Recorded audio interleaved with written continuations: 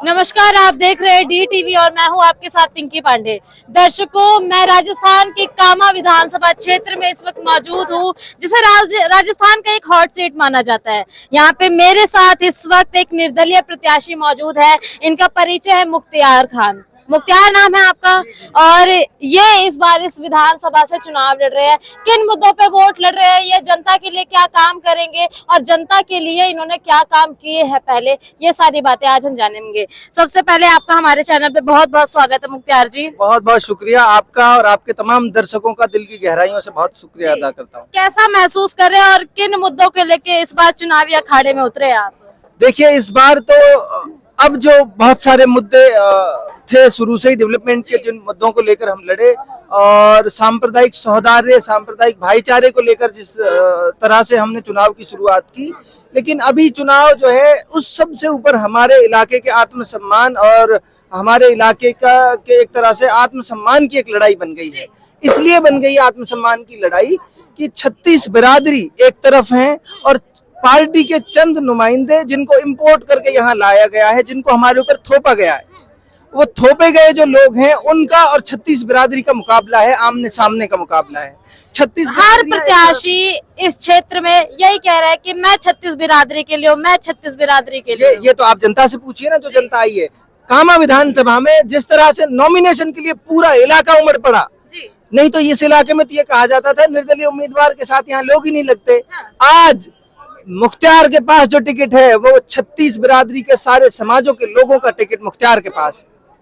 और मुख्तियार को इलाके के लोगों ने ये वादा दिया है, भरोसा दिया है कि बेटे तुम संघर्ष करो जी जान से, एक तरफा मुकाबला हमारा रहेगा, कोई कैंडिडेट हमारे मुकाबले में नहीं रहेगा। मुख्तियार जी, एक सवाल ये उठता है कि आप इससे पहले निर्दलीय प्रत्याशी होने से पहले एक पार्टी विशेष से संबंध रखते थे।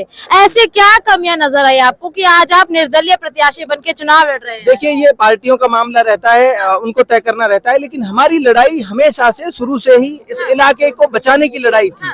हमारा नारा इस इलाके को बचाने का नारा था। अगर राजनीतिक पार्टियों में चंद ऐसे लोग बैठे हैं जिनकी आंखें बंद हैं, जिनको कानों से सुनाई नहीं देता, वरना जयपुर से लेकर दिल्ली तक एक प्रत्याशी का बड़ा विरोध था, इलाके में बड़ा विरोध था। एक तरह से उनके खिलाफ बदलाव को लेकर एक आंधी तूफान था। उसको अगर नजरअंदाज करेगी पार्टी तो जन भावनाओं का सम्मान करेंगे। राजनीति में है तो राजनीति में जनता के बल पर ही राजनीति की जाती है। जनता अगर ये चाहती है कि मुख्तियार को निर्दलीय भी चुनाव लड़ना चाहिए, उसको जिता के भेजने का काम हम करेंगे, तो मैं मेरे इलाके के लोगों के लिए उनके साथ खड़ा हूँ, कंधे से कंधे मिलाकर। कामा में आपका क्या इतिहास रहा है कि आपने इस क्षेत्र की जनता के लिए क्या किया है? मैं अकेला प्रत्याशी ऐसा हूँ जो इस इलाके में एजुकेशन के लिए काम कर रहा हूँ। शिक्षा ही समाधान के नाम से एक बड़ी मुहिम है जिसे हम चलाते हैं। मैं अकेला प्रत्याशी ऐसा हूं जो इस इलाके में मुद्दों की बात करता है।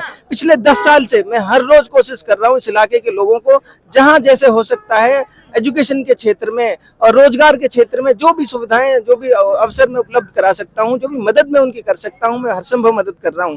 इस बार इलाके के लोगों ने मन बनाया है कि हम अपने इलाके से एक ऐसे प्रत्याशी को विधानसभा भेजेंगे जो इस इलाके की बात विधानसभा के पटल पर जब रखे तो पूरी दुनिया देखे और पूरी दुनिया सुने उसको कि इस इलाके की जरूरत क्या है। मौजूदा जो यहाँ की मंत्री है जाहिदा खान, वो शिक्षा मंत्री भी है यहाँ की, वे भी कहती है कि शिक्षा के क्षेत्र में क्रांति लाई है।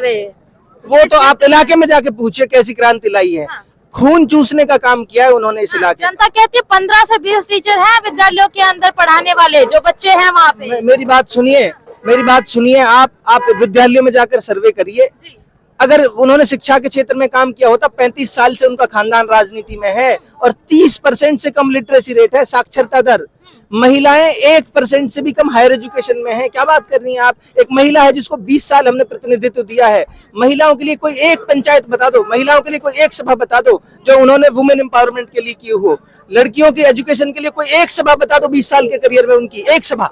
महिलाओं की जो टीचर भर्ती होती है उसमें महिलाओं का आरक्षण कोटा। पहले मेरी बात सुनिए, महिलाओं की एजुकेशन के लिए एक सम्मेलन 20 साल के करियर में किया हो और उस इलाके में, जिस इलाके में 1% से कम महिलाएं हायर एजुकेशन में हैं, 100 में से एक महिला भी हायर एजुकेशन में नहीं है। इस तरह की दयनीय स्थिति इस इलाके में है। जब तक आप लोगों को बूस्ट नहीं करोगे, जब तक आम आदमी को आप उभारोगे नहीं। लीडर का काम क्या होता है, नेता का काम होता है अपनी जनता को ताकत देना, अपनी आवाज की, अपनी बात की एक नजरिया जनता के सामने रखना। जैसे हमने कहा पहले दिन से, education is the only solution for this area.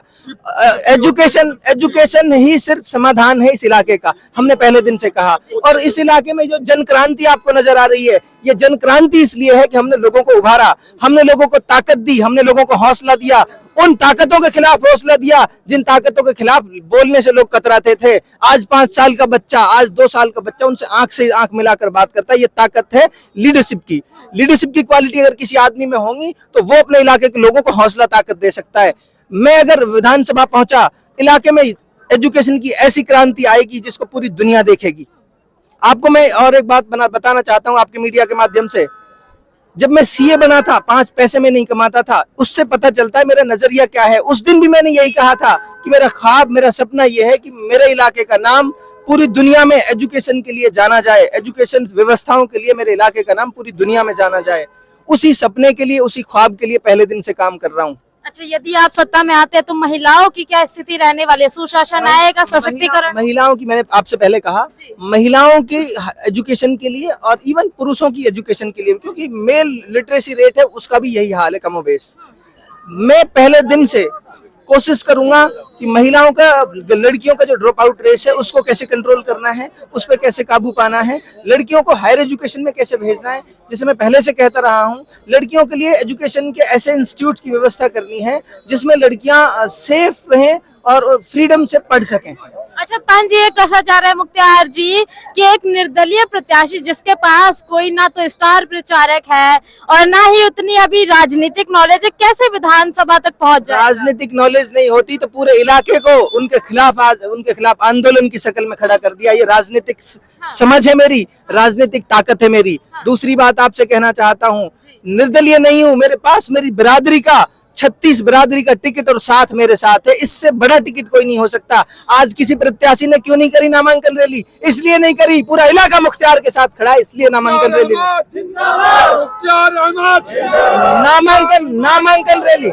नामांकन रैली करने की हिम्मत नहीं है किसी कैंडिडेट में। और अब जब मैदान में रहेंगे तो एक तरफा चुनाव रहेगा। मुख्तियार निर्दलीय प्रत्याशी है, बावजूद उसके साथ 10,000 लोगों की भीड़, 15,000 लोगों की भीड़ नामांकन करने के लिए गई थी। जब ये अब मैदान में उतरेंगे आज से और अभी से, फिर देखना कैसा इंकलाब आएगा इस इलाके। और स्टार प्रचारक नहीं है कह रहे हैं आपके पास? इन लोगों ने मुझे स्टार बना दिया रातों रात। इन्होंने मुझे स्टार प्रचारक, मेरी एक आवाज पे पूरा इलाका खड़ा हो जाता है। मुझसे बड़ा स्टार प्रचारक कौन है इनके लिए? अच्छा, आखिरी सवाल लेना चाहूंगी, अगले 5 साल के लिए क्या रणनीति है कामा के लिए आपकी? रणनीति सिंपल सी ये है, इलाके में हर क्षेत्र में समस्याओं को बारीकी से आइडेंटिफाई करके उन समस्याओं का बेहतर से बेहतर सॉल्यूशन पेश करना। जिस भी क्षेत्र की वो समस्या है, जिस भी फील्ड की वो समस्या है, उसको प्रॉपर्ली आइडेंटिफाई करना, आइडेंटिफाई करके उसका बेस्ट से बेस्ट सॉल्यूशन निकालना, ये मेरी प्राथमिकता रहेगी। जी। क्या क्या समस्या है क्षेत्र में? बहुत सारी समस्याएं हैं। आज बहुत बिजी हूँ, मैं फिर किसी दिन आपको तसल्ली से इंटरव्यू दूंगा, फिर आपके साथ डिस्कस करूंगा। शुक्रिया हमारे साथ जुड़ने के लिए। ये थे हमारे साथ मुख्तियार खान जी, सीए मुख्तियार जी, जो कि इस क्षेत्र से निर्दलीय प्रत्याशी बतौर चुनाव लड़ रहे हैं। इनकी बातें अभी आपने सुनी है। आपकी इनकी बातों में कितनी सहमति है और आपका वोट इनके लिए जाएगा या नहीं जाएगा, ये कमेंट बॉक्स में जरूर बताइएगा। और वीडियो को ज्यादा शेयर करना ना भूले और ऐसे ही और कैंडिडेट्स के बारे में जानने के लिए हमारे चैनल को सब्सक्राइब करना ना भूले। बहुत बहुत शुक्रिया।